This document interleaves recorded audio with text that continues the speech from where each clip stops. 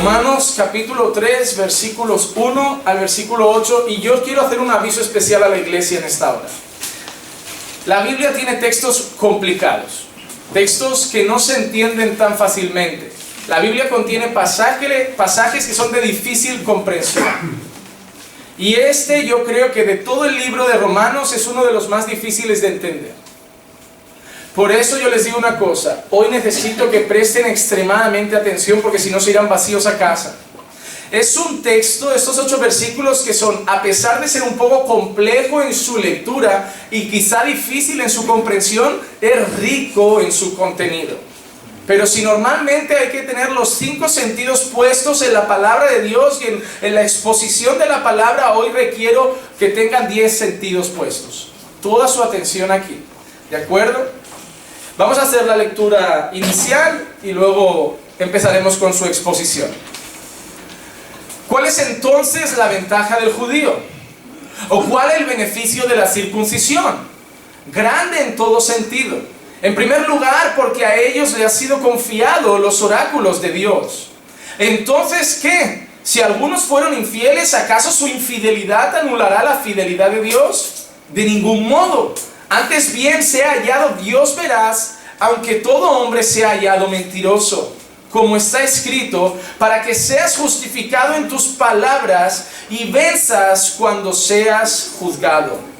Y si nuestra injusticia hace resaltar la justicia de Dios, ¿qué diremos? ¿Acaso es injusto el Dios que expresa su ira? Hablo en términos humanos.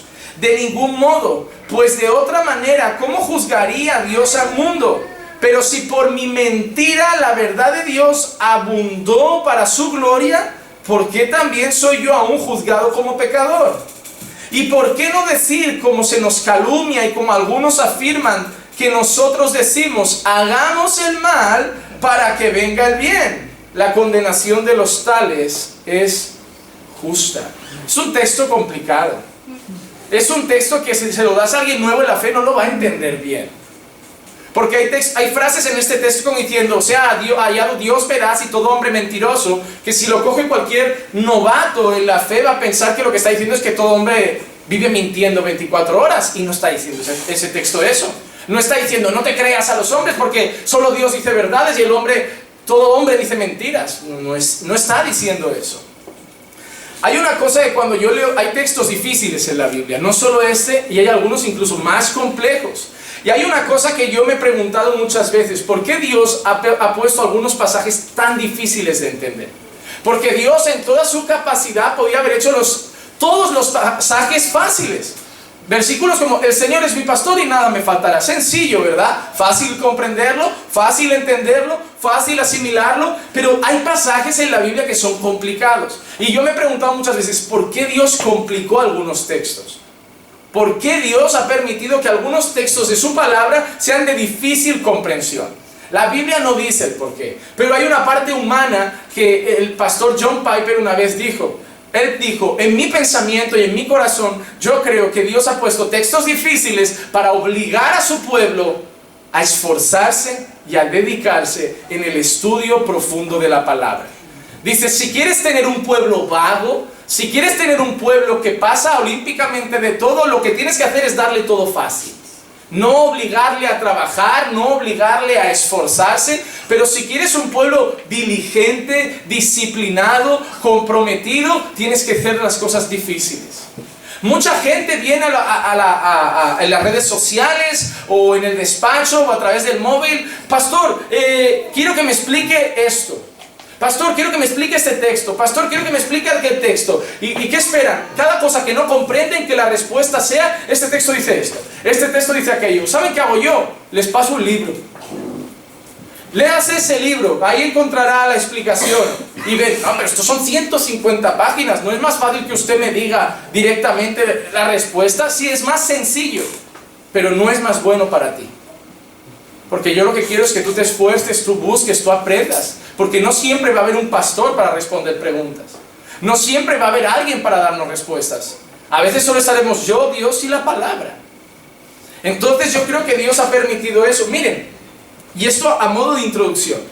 La Reforma Protestante, una de las grandes cosas que hizo es hacer que el pueblo quisiera estudiar la palabra de Dios.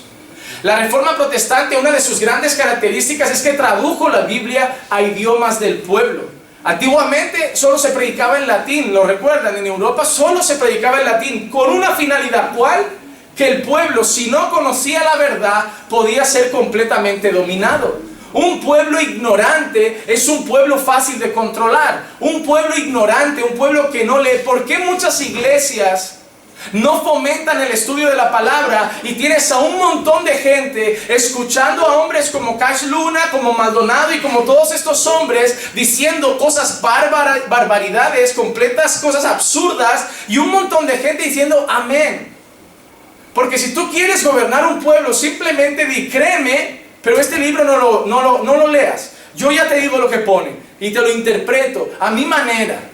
Eso es lo que hizo mucho tiempo la Iglesia Católica.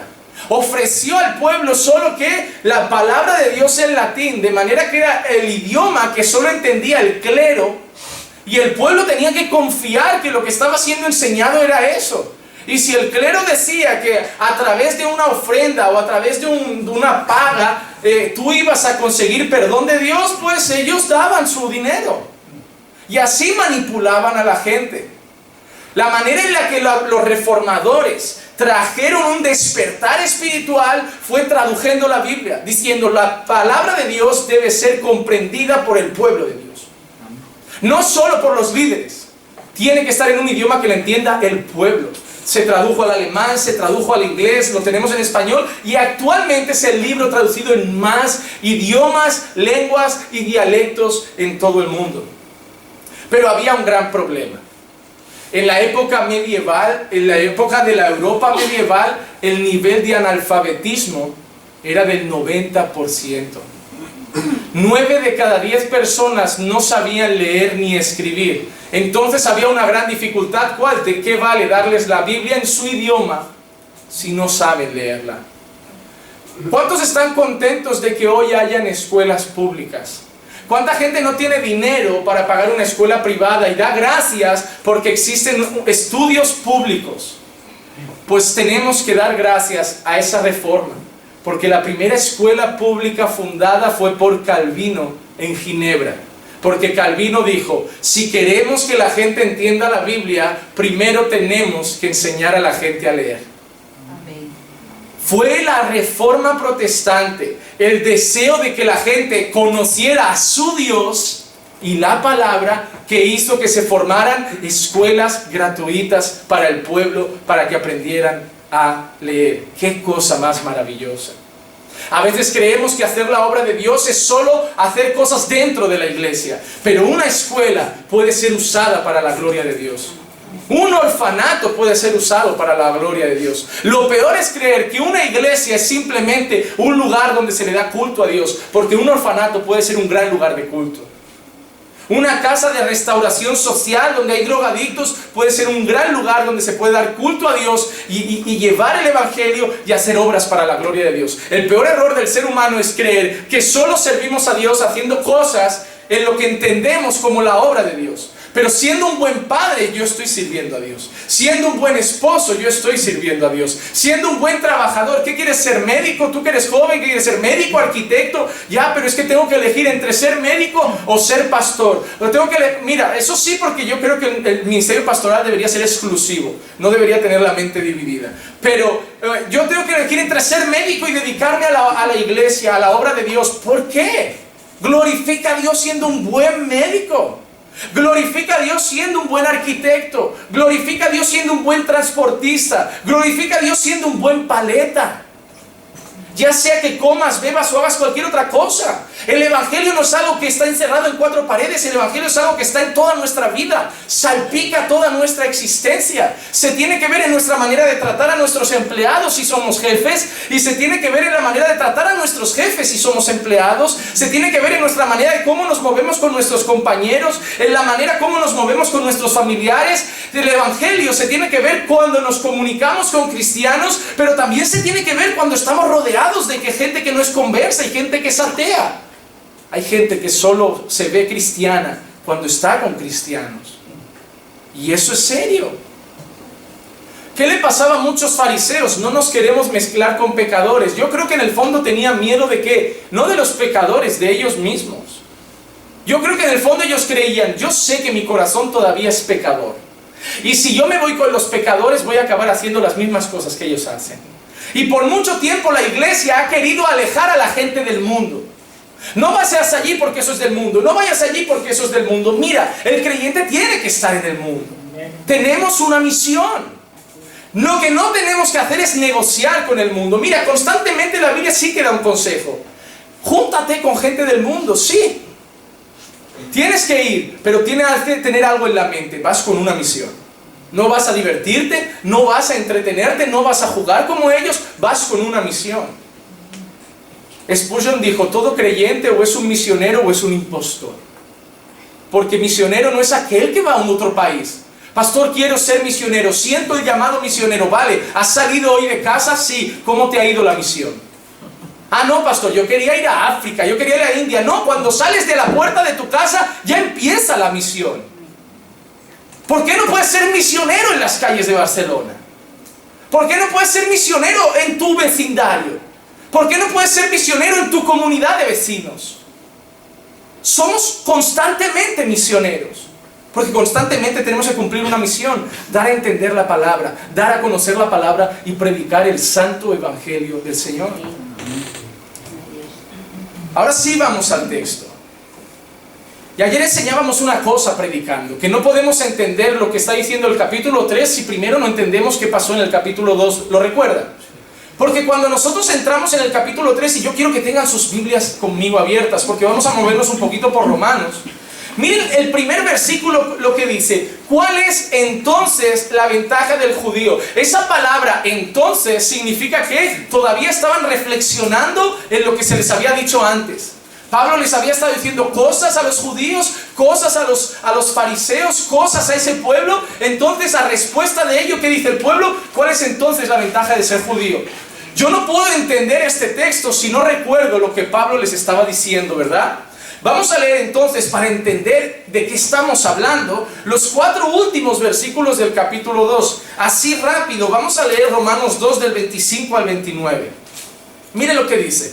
Pues ciertamente la circuncisión es de valor si tú practicas la ley. Pero si eres transgresor de la ley, tu circuncisión se ha vuelto incircuncisión. Por tanto, si el incircunciso cumple los requisitos de la ley, ¿no se considerará su incircuncisión como circuncisión? Y si el que es físicamente incircunciso guarda la ley, ¿no te juzgará a ti, que aunque tienes la letra de la ley y eres circuncidado, eres transgresor de la ley? Porque no es judío el que lo es exteriormente, ni la circuncisión es la externa en la carne, sino que es judío el que lo es interiormente, y la circuncisión es la del corazón, por el espíritu, no por la letra, la alabanza del cual no procede de los hombres, sino de Dios.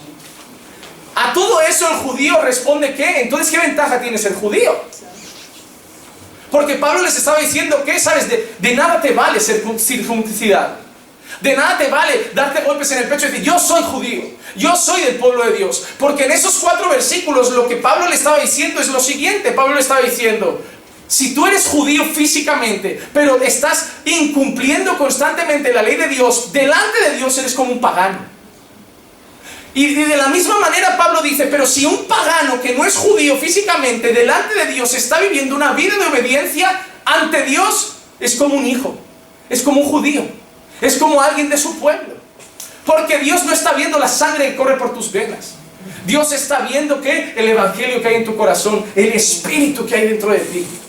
Dios no ve el color de tu piel, Dios no ve tu raza, Dios no ve tu cultura. Porque el pueblo judío consideraba que era solamente pueblo de Dios aquel que lo era por herencia de Abraham, linaje de Abraham, descendencia física.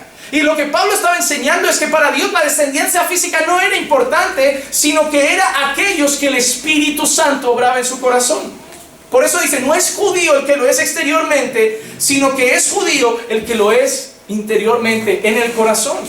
Dice, no es la circuncisión física la que vale, sino la interior, la que hace el Espíritu.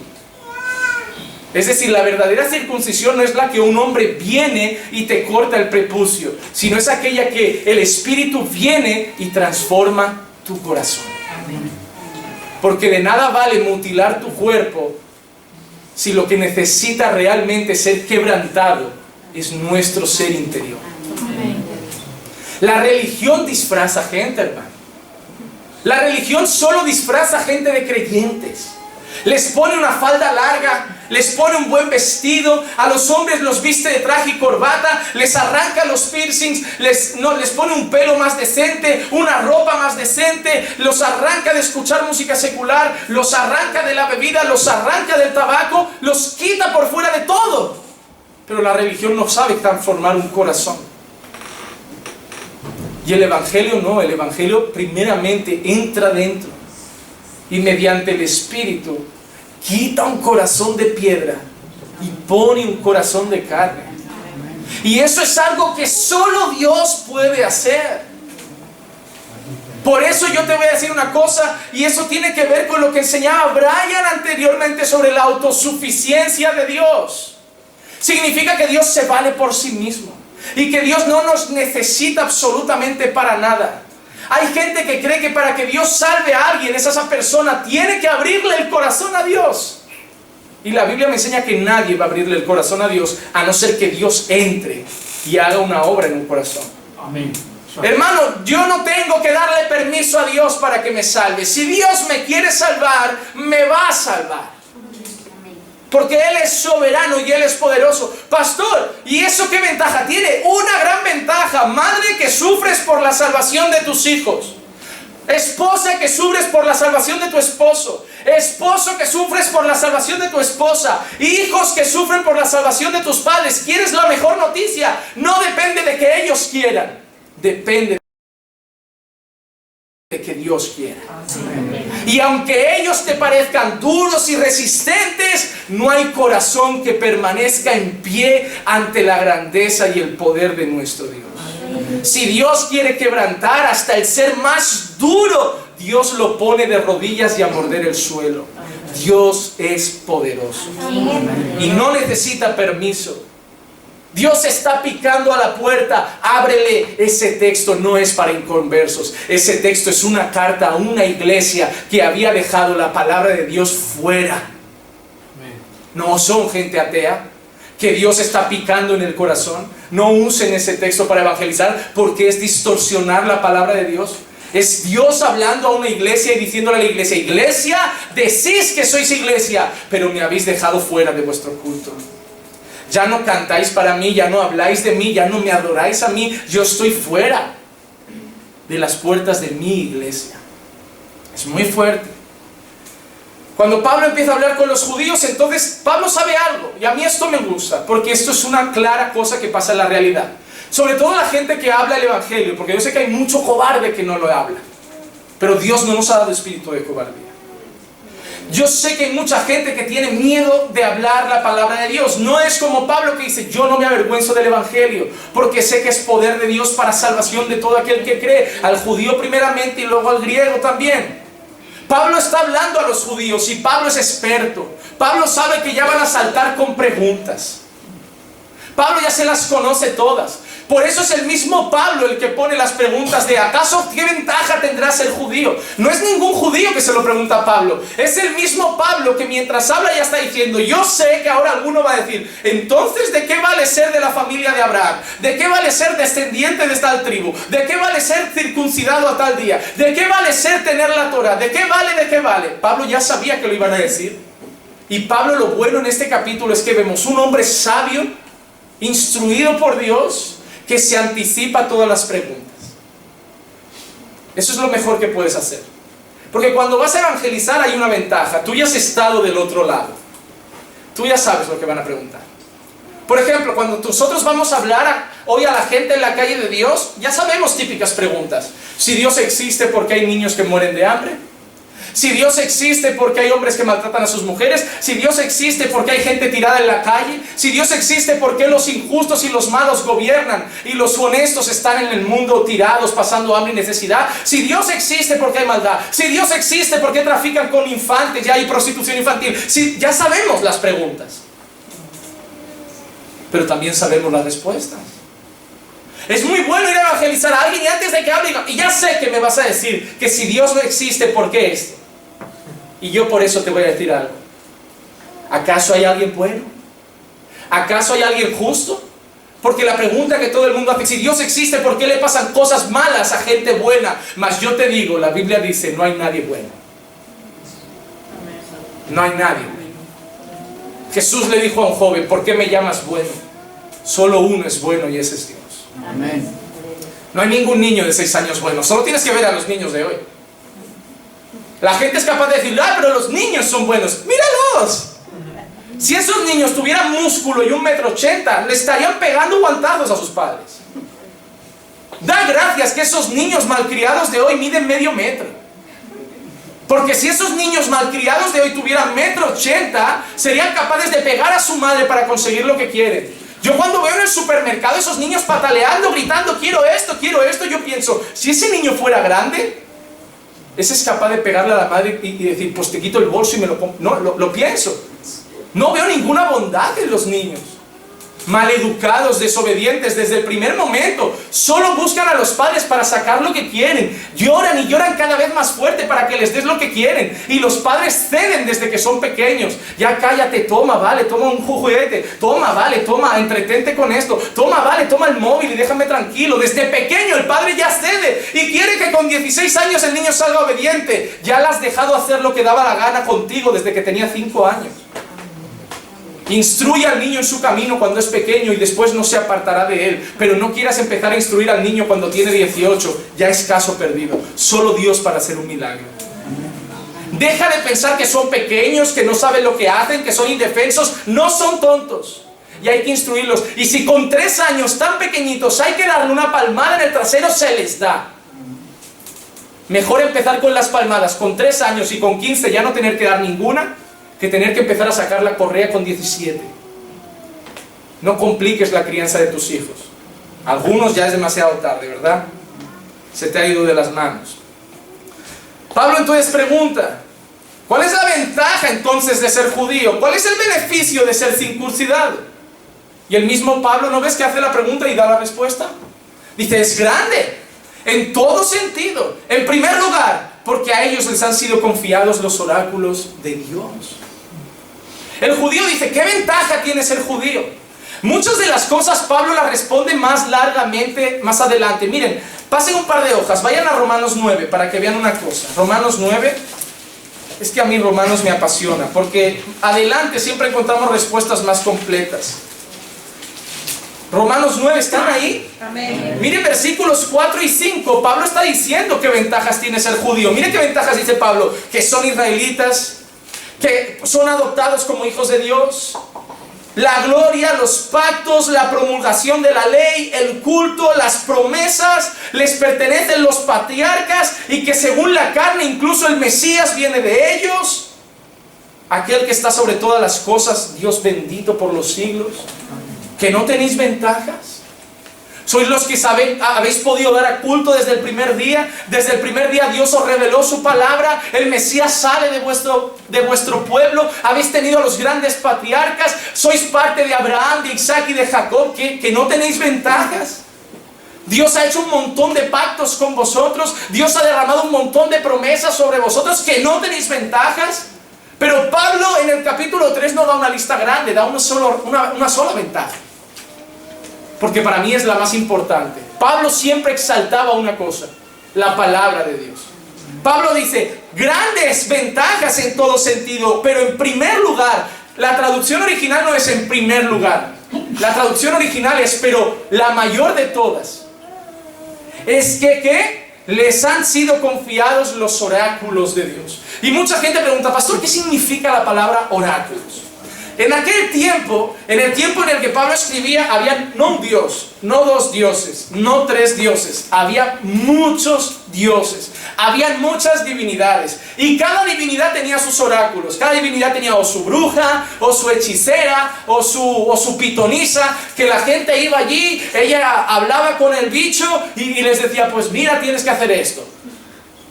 Cada divinidad tenía su interlocutor. Cada divinidad tenía el intermediario que decía a la gente la voluntad, la palabra y el deseo de su divinidad. Y por eso Pablo usa esa palabra, oráculos. para que ellos entiendan de qué están hablando. Y Pablo está diciendo, la mayor ventaja que tenéis es que se os ha dado la voluntad de Dios. Sabéis quién es Dios, sabéis cómo es Dios, sabéis quién es el hombre, sabéis las promesas de Dios, conocéis sus mandamientos, conocéis su voluntad, conocéis cómo fue la creación, conocéis sus atributos, conocéis que es poderoso, conocéis que es fiel, conocéis que va a venir el Mesías. Se os dio Isaías, se os dio profecías mesiánicas, se os avisó que Jesús iba a venir, que nacería de una virgen, que nacería en tal lugar, que sería de esta manera, que sería perseguido, que sería crucificado, que iba a resucitar. Se os dio todo, se os reveló todo, se os confesó todo. Qué maravilloso sería poder conocer a Dios plenamente desde el primer día de nuestra vida. Eso es una ventaja que algunos creen que tienen, ¿verdad? Algunos que dicen, no, pastor, tranquilo, yo nací en una casa cristiana. Déjame decirte una gran cosa que igual no sabes todavía. Nacer en un hogar cristiano o ser hijo de pastor no te hace creyente desde el primer día. Todos necesitáis nacer de nuevo. Jesús no le dijo a Nicodemo, Nicodemo, es necesario nacer de nuevo, menos los hijos de pastores que ya vienen nuevos nacidos del vientre. No. Un hijo de pastor, por mucho que ese pastor le lea la palabra, le haga conocer a Dios, le presente a Dios. Por eso yo les digo una cosa, y me aparto un momento del sermón. No presionen a los hijos de pastor. Por ejemplo, el mayor error que esta congregación podría cometer es mirar a Marco Octavio crecer y empezar a decirle, tu padre es pastor, ves a Marcos, tienes que ser como él, tú también tienes que ser pastor, pórtate bien que eres hijo de pastor, haz esto que ese es hijo de pastor, tienes que portarte con reverencia porque eres hijo de pastor, tienes que ser ejemplo porque eres hijo de pastor. Al final el niño odia a la iglesia y dice, no, yo soy un niño más. ¿Qué culpa tengo yo de que mi padre sea pastor? Porque parece que en vez de una bendición se vuelve un castigo. Dejad de verme como el hijo del pastor y verme como un joven más que necesita amor, necesita cariño, necesita disciplina. Igual también caerá, también pecará, también tropezará y necesitará nacer de nuevo, que Dios toque su corazón, que se arrepienta, porque mi padre no me va a dar un corazón regenerado por ser pastor, y mi padre va a tener que orar y esperar que Dios haga que mi corazón se regenere como el de cualquier otro niño. Yo era líder de jóvenes en el pasado en mi congregación, y lo peor que veía era el trato que se tenía sobre el hijo del pastor, del que era mi pastor entonces. Él era adolescente. Y te digo una cosa, yo veía rabia en los ojos de ese niño al respecto de la iglesia. Ese niño no podía equivocarse. Ese niño no podía decir una palabra por encima de otra. Ese niño no podía ni moverse casi. Tenía que estar parado en la congregación ahí quieto porque los niños podían jugar, pero él era el hijo del pastor. Y eso es horrible, hermano. Deja de creer que porque tú eres del grupo de alabanza, tu hijo va a ser de la alabanza. Deja de creer que porque tú eres pastor, tu hijo va a ser pastor. Deja de creer que porque tú eres misionero, tu hijo va a ser misionero, porque no depende de lo que somos nosotros, depende de lo que Dios tiene para ellos. Y a lo mejor yo soy pastor, mañana tengo un hijo, es varón, pero el hombre, ese niño, lo que dice es, papá, yo no quiero ser pastor, papá, yo no quiero ser de la alabanza, papá, yo solo quiero congregar, hacerme médico y ser un buen doctor para la gloria de Dios, y congregar con normalidad en una iglesia y ser un buen miembro de mi congregación. Y yo estaré feliz y orgulloso de mi hijo. Porque el mayor orgullo no es que sea algo en la iglesia, el mayor orgullo es que camine en integridad con Dios. Me da igual si como pastor, o como médico, o como lo que él quiera, mientras honre a Dios con su vida. Y eso es muy, ¿saben qué? De las culturas pentecostales que han querido judaizar la iglesia y creen que el sacerdocio todavía va de padre a hijo. No, porque yo no soy levita. Y ya no va con los levitas. Ahora Dios es el que llama. Ahora Dios es el que levanta. Y a lo mejor llama al Padre, pero no llama al Hijo, porque con cada uno Dios tiene un propósito. ¿Puede pasar que el hijo también lo sea? Puede. Es más fácil, claro, lo ve desde pequeño, es instruido, conoce. Pero si no quiere, no se le puede obligar a hacer algo que Dios no quiere que él sea. No miren a los niños como si tengan que ser la copia de los padres. Miren a los niños y sean felices sabiendo que quieren ser la copia de Cristo. Mi hijo no tiene que ser lo que yo soy, mi hijo tiene que ser como Cristo. Imitar a Cristo. Y ya. Y yo feliz. Y si mi hijo quiere cantar, que cante. Y si mi hijo quiere evangelizar, que evangelice. Pero si mi hijo quiere ser el que limpia, que limpie. Mientras lo haga todo para la gloria de Dios. Versículo 3.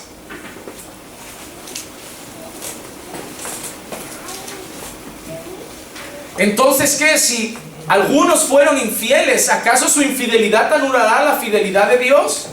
De ningún modo, antes bien sea hallado Dios veraz, aunque todo hombre sea hallado mentiroso, como está escrito, para que seas justificado en tus palabras y venzas cuando seas juzgado.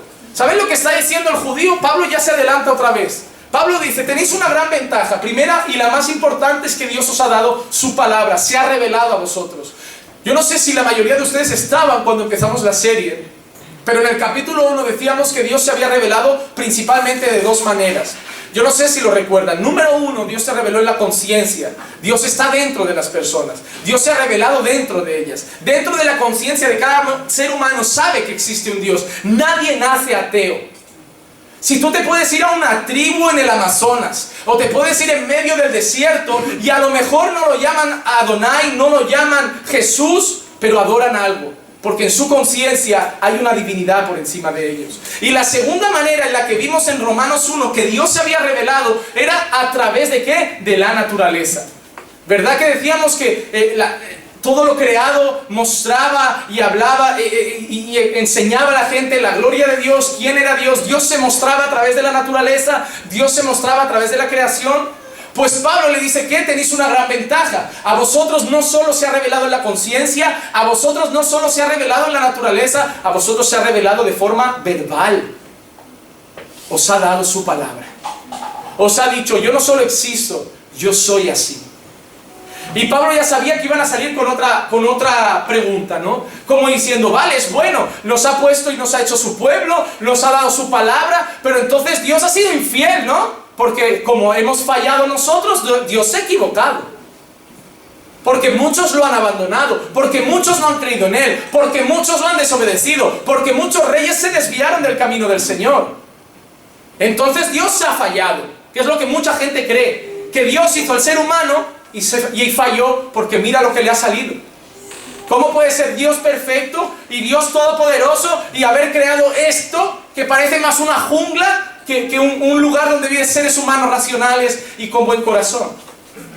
Y Pablo está diciendo, no, Dios no se ha equivocado. Y encima Pablo dice, y no mintáis porque eso es una gran mentira, sea Dios veraz y todo hombre mentiroso. Dios no se ha equivocado, porque Dios nunca hizo un pacto con toda una nación. Dios dijo que en toda esa nación había un pueblo, un remanente escogido.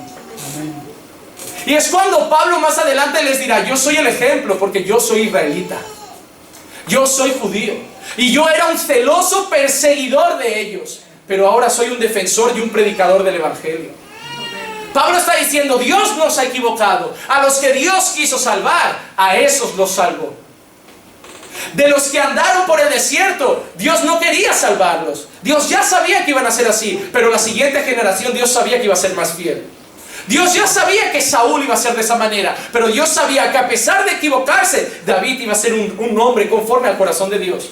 ¿No ves cuando Dios le dice a cada rey lo que va a pasar con su hijo? A David ya le dijo, tú no me vas a hacer la casa que tanto quieres, porque tú tienes las manos manchadas de sangre, pero tu hijo sí, porque tu hijo va a tener un reino de paz. No sabían lo que iba a pasar con su hijo, pero Dios ya lo sabía. Por eso la gente dice, pastor, ¿qué pasa con los que se suicidan? Dios también lo sabía. Porque Dios sabe todo. A Dios no le pilla nada por sorpresa. Ese hombre que se tira a la vía del tren, Dios desde la mañana, no, desde la eternidad, ya sabía que ese hombre iba a saltar. Amén. Porque si creemos que a Dios se le puede sorprender, ojo, que estamos diciendo que no es omnisciente, que Dios no sabe todo, que Dios solo sabe todo lo del presente. Pero no, hermano, una de las cosas que tenemos claras es que Dios conoce el pasado, conoce el presente y conoce el futuro. Amén. ¿Saben por qué yo me despierto cada mañana tranquilo y confiado? Porque yo no sé lo que me deparará el futuro, pero sé que Dios está ahí ya esperándome.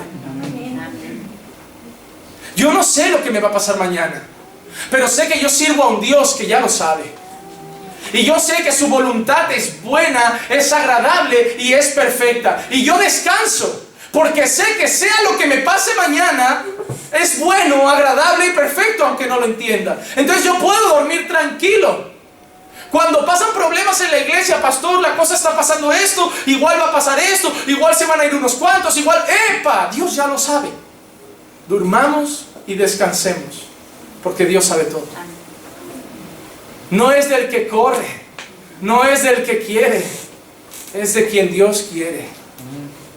No depende de la fuerza de mi brazo, no depende de mi insistencia, no depende de mis llamadas, no depende de que yo corra, depende de que Dios haga las cosas. Soy dependiente de Dios. Dios no depende de mí, pero yo dependo de Dios. Tú dependes de Dios, su pueblo depende de Él, toda la creación depende de Dios. Dependemos de que la luna salga, dependemos de que el sol se ponga, dependemos de la lluvia, dependemos del clima, del calor, del frío, dependemos de Dios. Dios depende de que haya alimento para el león, Dios depende de que haya alimento para el pajarillo, Dios depende de que las flores sean regadas. No, todo depende de Él, todo depende de Él. Dios no necesita un corazón que late para existir, pero yo necesito que Él haga latir mi corazón para que yo exista. Dios no necesita que nadie sople aliento de vida en Él para existir, pero yo necesito que Él sople su aliento para que yo viva. Dios no necesita que alguien le dé el espíritu para existir, pues Él ya es espíritu, pero yo necesito que Él me dé su espíritu. Dependemos de Dios, pero eso es bueno, porque nos hace dormir tranquilos. La gente que vive ansiosa es la gente que cree que las cosas dependen de ellos.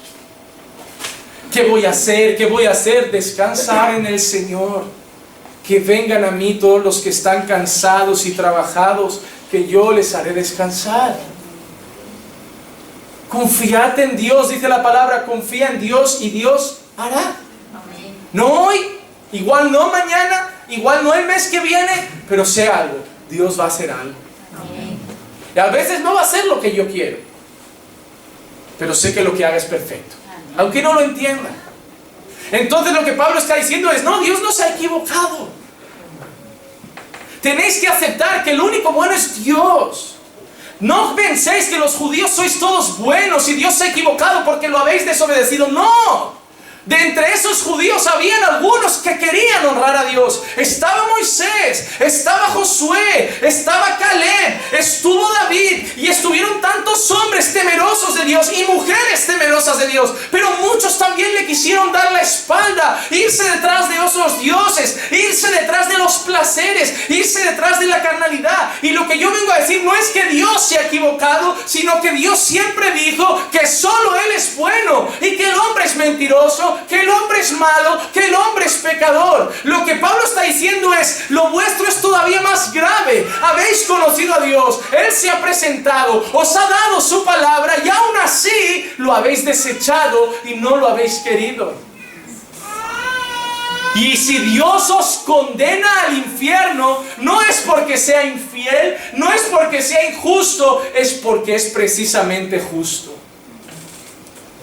Salmo 51, el rey David dice, contra ti he pecado, Señor, solo contra ti he pecado. Y David sabía, ¿recuerdan cuando David viene a un profeta y dice, David, había un hombre muy rico que tenía un montón de ovejas, y había un hombre muy pobre que solo tenía una? Y hubo un día que vino un forastero y ese hombre quería hacer una fiesta. Ese hombre rico iba a recibir una visita y quería hacer un manjar y prepararle un buen cordero. ¿Y qué crees, David? En vez de coger a uno de su montón de ovejas, va y le quita a ese pobre su única ovejita y la sacrifica y se la da de comer al otro. Y David está enfurecido, toda la autoridad está en su mano, y Natán le dice, David, ¿qué hacemos con ese sinvergüenza? ¿Qué hacemos con ese desgraciado? Y David dice que pague 4 veces más lo que ha hecho. Natán le pone el dedo así. Ese hombre eres tú, que teniendo todas las mujeres y concubinas de palacio, te fuiste a coger la mujer de un soldado que estaba defendiendo tu honor, que estaba defendiendo tu reino, que estaba defendiendo nuestra ciudad, y aprovechaste que un guerrero era honesto a ti, te estaba guardando la espalda, porque en vez de estar luchando con ellos, tú estabas en palacio, él estaba defendiendo nuestro país y tú le robaste su honor.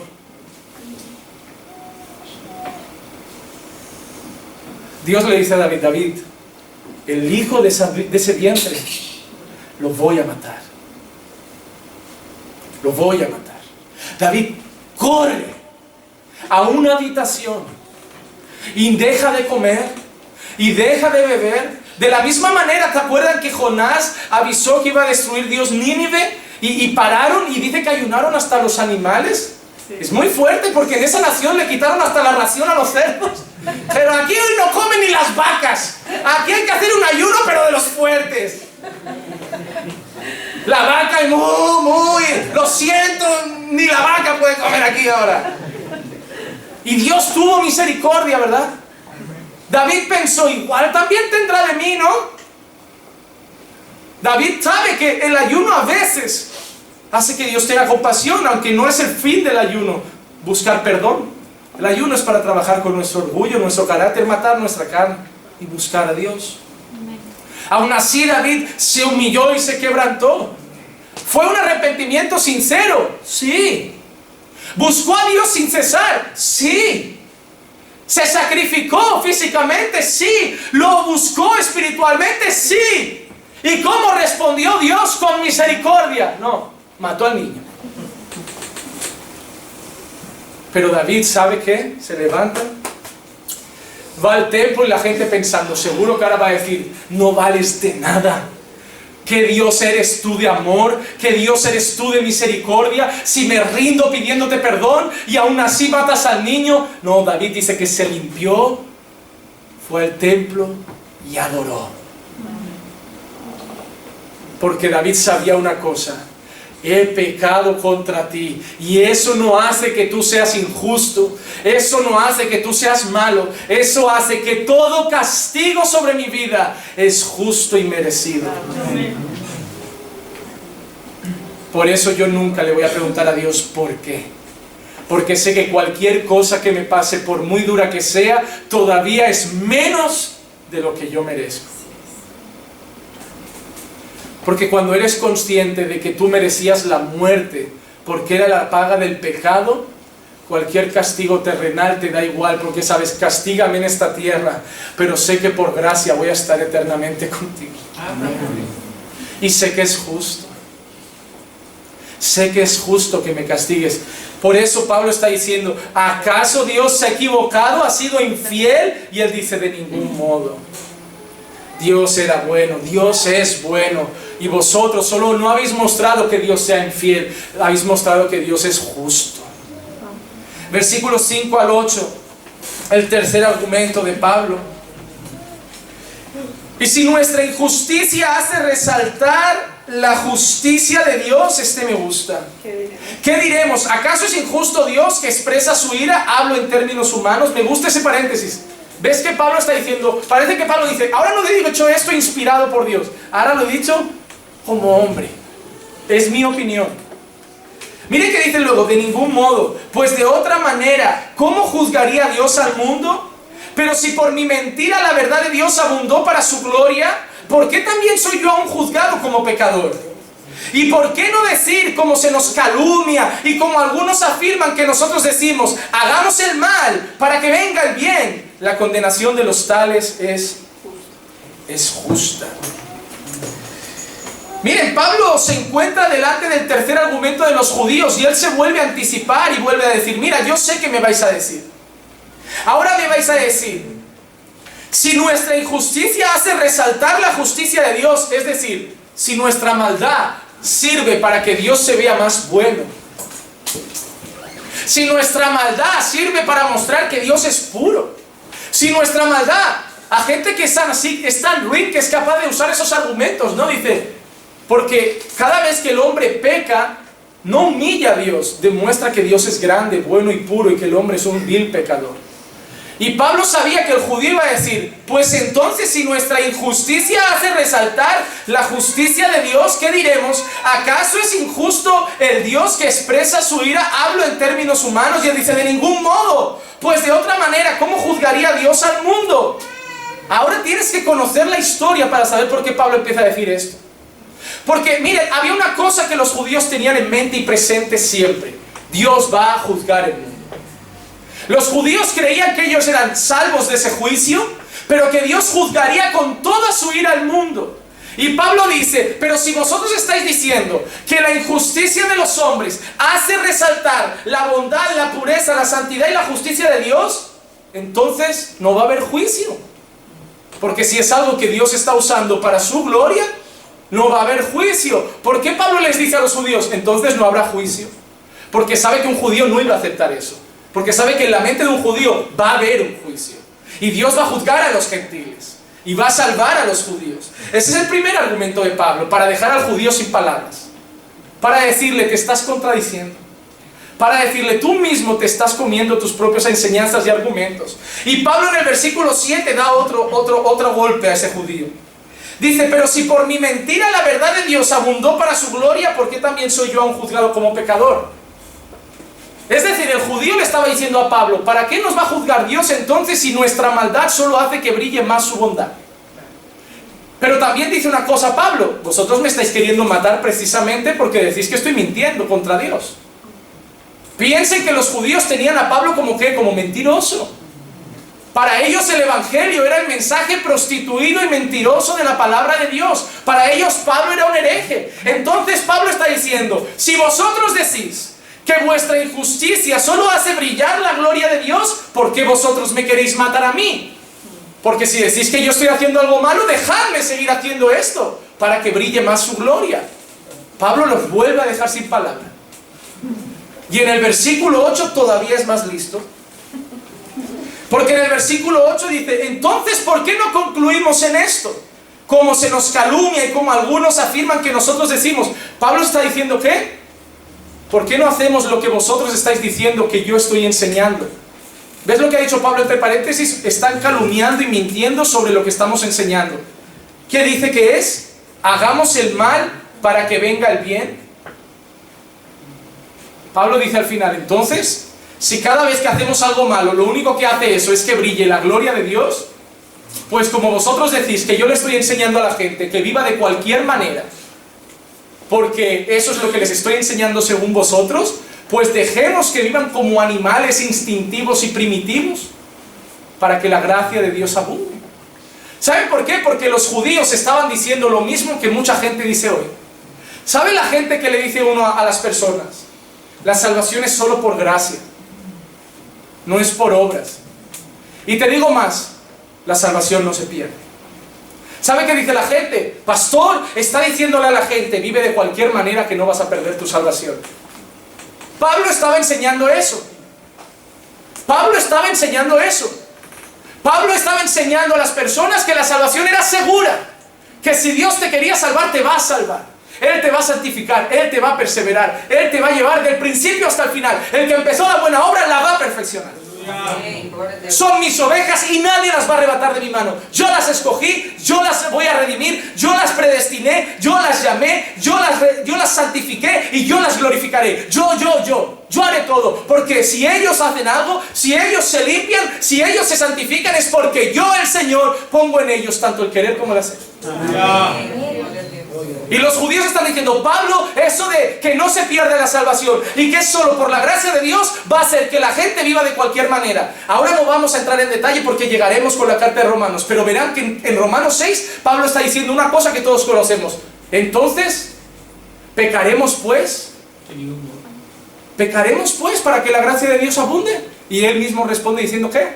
De ningún modo. Si ya habéis sido hechos libres del pecado, ¿cómo vais a volver a pecar otra vez? Lo que Pablo está diciendo es, vosotros estáis mintiendo contra mis enseñanzas. Vosotros decís que le estoy diciendo a la gente, vivid de cualquier manera porque Dios os salva por gracia, y no. Yo les digo que la salvación es por gracia, y que la prueba de que han sido salvos por gracia es que ya no quieren pecar. Amén. No es por mis obras que me voy a salvar, pero mis obras demuestran que Dios me ha salvado. Mis obras demuestran que me llevas ahora a un cumpleaños donde todo el ambiente es lascivo, bailando reggaetón, cosas inmundas, cosas sensuales, cosas sexuales, música que tiene letras que parece porno en música. Porque el reggaetón es pornografía escuchada, hermano. Desde dame más gasolina, a ver, mira cómo a ella le gusta, a vamos a ser felices los cuatro, son tríos, es depravación, es una porquería. Y así están nuestros niños. Que vas a esas discotecas y tienes a las niñas todas con el culo para atrás, refregándose con esos niños que parecen más rituales de aparamiento. Antiguamente, que nuestros padres avanzaban así a 1 metro de distancia, que parecían tontos, y nosotros nos reíamos. Madre mía, cómo bailaba mi madre así, parecía tonta, sí, tonta, pero era puro. No había maldad, se lo pasaban bien, podían salir, no había tanto deseo de drogarse, de sexo, se disfrutaba, iban entre amigos. Era el típico baile que un pastor lo ve y dice, déjalos pasarlo bien, si no hay nada.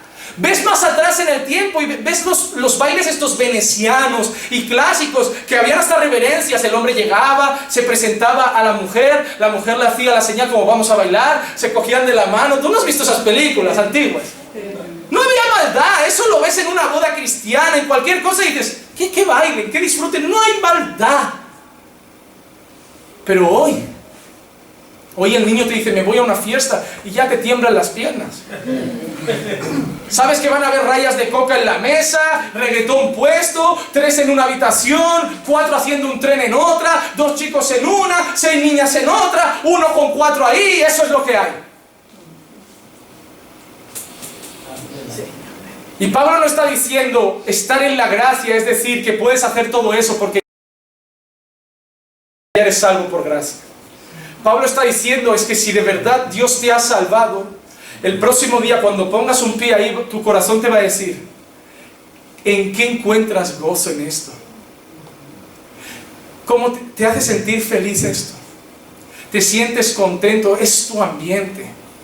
¿Sabes? La prueba de que Dios empieza a operar en tu corazón, ¿sabes? La más grande, no es que te cambies de ropa. Es cuando empiezas a estar en el trabajo, en el comedor del trabajo, y los compañeros empiezan a hacer las típicas bromas de ¿has visto a fulanita? Mira qué trasero tiene, mira cómo viene, y tú empiezas a sentirte fuera de lugar. Lo que antes, como todo hombre, decías, es verdad, no veas cómo está, ahora dices, no es apropiado, no me gusta esta conversación, y de golpe empiezas a comer más solo. Amén. No porque te creas mejor, sino es que porque te ofenden las conversaciones. Antes te metías en internet, te ponías cosas de comedia que todo era sexo, palabrotas. Ahora lo escucha y dice, ¿qué hago viendo esto? Antiguamente ibas al cine, veías cualquier película, ahora te da miedo ver una. No es que alguien te ponga normas, es que la prueba de la gracia de Dios es que ya no ves placer en el pecado. Amén. Que te sientes fuera de lugar. Que realmente te sientes un pez fuera del agua. Que realmente parece que el mundo está yendo para el norte y parece que solo tú estás caminando para el sur. Y lo peor es que tu propia familia empieza a ponerse en tu contra. Porque para tu familia, que tu primo sea gay les da igual, que se case con su novio, vamos a la boda, se quieren. Lo importante es el amor. Y que luego adopten un niño da igual, y que luego tu hermana se cambie de novio cada semana como se cambia de pantalones, no importa, déjala disfrutar. Yo solo conocí a tu padre y mira, qué gracia ha tenido conocer solo un varón. Deja que tu hermana disfrute de la vida lo que yo no he podido disfrutar. Mamá, la niña se está drogando. Juanma, son solo porros, déjalo, eso no es droga. Si nace en el suelo no es droga, es agricultura.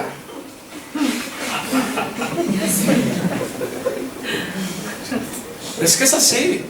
Hermano, argumentos van a encontrar para todo. Es como cuando alguien te dice, hermano, tienes que comer más verdura, pero si me hincho a chocolate. No, pero verdura, el chocolate es malo. Si el chocolate nace en una planta, tío. De alguna manera u otra estoy comiendo verduras. Eso es fruta. Yo estoy tranquilo con mi conciencia. Me infla chocolate y en mi mente estoy comiendo fruta. Porque eso es lo que hace el ser humano. Se quiere autoconvencer de sus propias mentiras. Amén. Como aquel que se cree que es cristiano y se quiere autoconvencer de que lo es. No, hermano. Mire, el lugar más incómodo para estar es delante de este libro. Y Pablo se lo acaba de demostrar a esos judíos. Delante de este libro no tenéis argumento.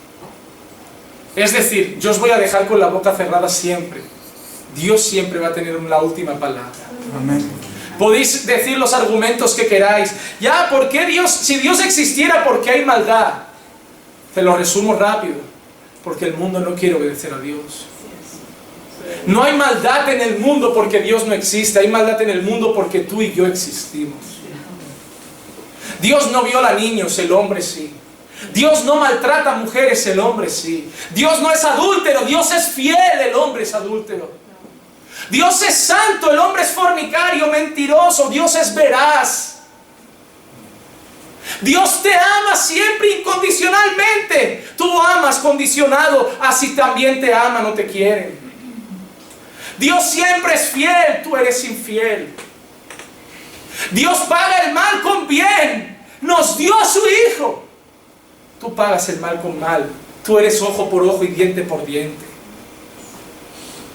Dios es recto, tú torcido. Dios es blanco, tú estás negro. Dios es puro, tú estás sucio. Dios es santo y tú profano. Y si el mundo tiene lo que tiene, no es porque Dios no existe, es porque existe un mundo de espaldas a Dios. Pero dentro de ese mundo, Dios ha entrado en algunos corazones, ha hecho obra en algunas personas, y dentro de ese mundo hay un pueblo diferente. Hay un pueblo especial, porque Dios prometió que Él tendría un pueblo que los arrancaría, que los lavaría, que los limpiaría. Dice que les quitaría ese corazón malvado de piedra, les daría un corazón de carne. Y no solo eso, sino que dice, y pondré en vosotros mi espíritu para que andéis en mis estatutos. Amén. Y dentro de ese mundo malvado y degenerado hay un pueblo santo que ama andar en integridad. Dentro de ese pueblo donde todo es adulterio y prostitución, hay un pueblo que quiere ser fiel a su familia. Dentro de ese pueblo donde los hijos son desobedientes, hay hijos que quieren honrar a sus padres. Dentro de ese pueblo donde los maridos no aman, hay maridos que quieren amar a sus esposas. Dentro de ese pueblo donde las mujeres quieren ser altivas, hay mujeres sujetas, sumisas y humildes de corazón. Dentro de ese pueblo que hace trampa, hay gente honesta. Dentro de ese pueblo que es todo mentira, hay un pueblo que ama la verdad. Porque Dios ha separado un pueblo. Amén. ¿Qué ventaja tiene ser judío? Muchas. Pero ni siquiera con ventajas habéis querido a Dios. Entonces Dios es injusto. Deuteronomio 32:4, la roca, su obra es perfecta, porque todos sus caminos son justos, Dios de fidelidad y sin injusticia, justo y recto es Él. Amén. Digas lo que digas, la Biblia dice algo, Dios es justo y juzgará a todos con justicia. El caso más claro, Génesis. Un hombre diciéndole a Dios, ¿por qué vas a matar a toda esa ciudad? ¿Y si hay justos allí? Bueno, vamos, ¿ves? ¿Con quién estaba hablando Dios? Abraham, ¿ves? ¿Cuántos tienen que haber? ¿50? ¿500? Bueno, no habrá tantos. Bueno, 50. A ver, piensa en 50 justos, Abraham. A ver. Bueno, Abraham, 15 justos. Y no me cargo a esa ciudad. Bueno, Abraham, 5 justos. Abraham, ¿tú eres justo? La verdad es que no, tampoco. Entonces corre, que contigo no estoy haciendo tan justo quizá. Contigo estoy siendo misericordioso. Aleluya. No digas que no soy justo con todos. Di que con algunos estoy teniendo misericordia. Amén. ¿Y por qué no con todos? Porque yo soy Dios y tengo misericordia de quien quiero tener misericordia, porque yo soy Dios, y si yo quisiera no tendría que tener misericordia de ninguno de vosotros. Aleluya. En vez de tanto quejarse, es mejor alabar y decir gracias, porque no la merecía, pero tú fuiste misericordioso. Amén. Amén. Y concluyo con un salmo que a mí me encanta, el Salmo 103, versículo 10. Si la lo ponen en pantalla, es el último versículo que iba a leer hoy. Dice lo siguiente: no nos has tratado según nuestros pecados, ni nos has pagado conforme a nuestras iniquidades. Qué gran palabra, ¿verdad? Un hombre que ha reconocido lo que merecía, pero que mira al cielo y dice, yo doy gracias porque no me has tratado conforme a mis pecados. Porque yo sé que la paga del pecado es la muerte. Entonces Dios ha pasado por encima de su justicia. Dios es justo y ha dicho que la paga del pecado es la muerte. Entonces, ¿por qué yo no estoy muerto? Y ahí es donde llegamos a lo más importante, porque la justicia de Dios no la ha hecho sobre tus hombros, la hizo en una cruz sobre Cristo. Dios dijo, soy justo. Yo me imagino, y con esto concluyo, me imagino a Dios enfadado ahí en el cielo, como cuando un hombre se enfada y está nervioso andando para los lados. Ya esta generación no puedo, generación que no ama, generación malvada, solo piensan hacer lo malo desde su juventud. No, los voy a matar porque soy justo, quiero tener misericordia, pero si no hago algo justo, ya no seré justo. Porque si simplemente perdono el pecado y dejo que pequen, yo ya no seré justo. Entonces me imagino a alguien diciendo, tú siempre vas a ser justo. Ya, pero por eso tengo que matarlos. No es necesario. ¿Cómo que no es necesario? Déjame a mí. Mátame a mí. Pero tú eres mi unigénito. Tú eres mi primero. Ya, pero si me matas a mí ya no seré solamente el único. Seré el primero de muchos hijos. Ya, pero tú eres puro. Ya, por eso. Ya, pero que tú no has hecho nada malo. Ya, y mándame como hombre. Porque así también les enseñaré que como hombre se puede andar rectamente. Aleluya. Y yo me imagino el padre viendo al hijo en la tierra y siendo ahí perfecto. Y pensando, ya tiene 5 añitos. Y honra a sus padres. Ya tiene 10 años y está dando cátedras en los templos. Con 14 está enseñando a fariseos. Y yo creo que el dolor se acerca, ¿no? Porque ya se acercan los 20, los 25 y sigue perfecto. ¿Y creéis que Jesús no había mujeres a su alrededor? Claro que se acercaría mientras Jesús estaba haciendo sus sillas, a lo mejor con José, como carpintero, alguna sinvergüenza se acercaría. Jesús, vamos allá a los Olivos, que tu madre no está en casa. Y Jesús diciendo, yo soy un hijo de Dios, yo no voy a pecar.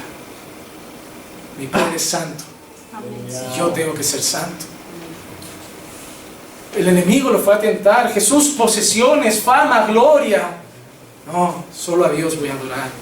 Si eres de verdad tanto el Hijo de Dios, haz que seas piedras se conviertan en pan. No, no solo de pan vivo. A mí me basta con su voz, con su palabra. Este es mi maná. Podré no comer un día, pero esto alimenta mi alma. Yo me imagino a Jesús ya con 33 a punto de ir a la cruz y el Padre diciendo, es que lo van a traicionar hasta los suyos. Es que en vez de ver que parece que en vez de ir a hacer algo bueno, la gente encima se lo ha pagado con mal. Yo es que si yo fuera Dios todavía tendría más rabia y dijera, Jesús, que es que Pedro te niega, Judas te vende. Jesús, pero de verdad, déjame matarlos. Déjame consumirlos. No valen para nada, no hacen nada derecho. Ni siquiera los que les has hablado el Evangelio, ni siquiera los que les has predicado la palabra, aún así vuelven a mentir, aún así tienen mal corazón. Y un día en aquella cruz Él proclamó una palabra maravillosa, Padre, perdónalos. Porque en el fondo no saben lo que hacen. Ellos son solo seres humanos, débiles y pecadores. Pero si tú pones tu espíritu en ellos, aleluya, ellos conseguirán obedecerte. Pero lo tienes que hacer tú. Y a un grito acabó todo diciendo, consumado es. Unos tiempos después, una gran promesa llega. El Espíritu Santo desciende sobre todos los que estaban en aquel lugar. Y Pedro nunca volvió a ser el mismo. Y nadie volvió a ser el mismo. Porque cuando el Espíritu Santo entra y empieza una obra, esa obra no acaba. Pastor, ¿cómo sé que he nacido de nuevo? Tu vida habla por ti sola. No es por cómo te vistes. Mira dentro de ti. Tú sabes lo que piensas, lo que deseas. Tú conoces tu corazón. Y tú sabes si Dios ha empezado una obra en tu vida. Dios no es